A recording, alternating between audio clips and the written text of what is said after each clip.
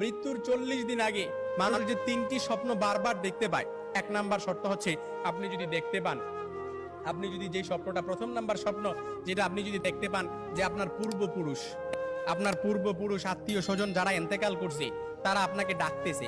তারা আপনাকে ডাকতেছে, হাহাকার করতেছে, তাদের কাছে চলে যাওয়ার জন্য ডাকতেছে, কিংবা তাদেরকে বেশি বেশি স্বপ্ন দেখতেছেন, তখন মনে করবেন যে আপনার মৃত্যুর সময় ঘনিয়ে এসেছে। তবে এটাই যে খুব একেবারে বুঝার বিষয় এরকম কিন্তু নয়, কিছু বিষয় রেয়ার থাকতে পারে। তখনই আপনি আল্লাহর কাছে সাহায্য প্রার্থনা করবেন, আল্লাহর কাছে বেশি বেশি ক্ষমা চাইবেন। দ্বিতীয় নাম্বার যে স্বপ্নটা সেটা হচ্ছে আপনি যদি স্বপ্নে দেখেন যে আপনার বুক থেকে একটা পাখি বের হয়েছে আর এটা ছটফট করতে করতে আসমানের দিকে চলে গেছে, সাইয়েদনা আলী রাদিয়াল্লাহু তাআলা থেকে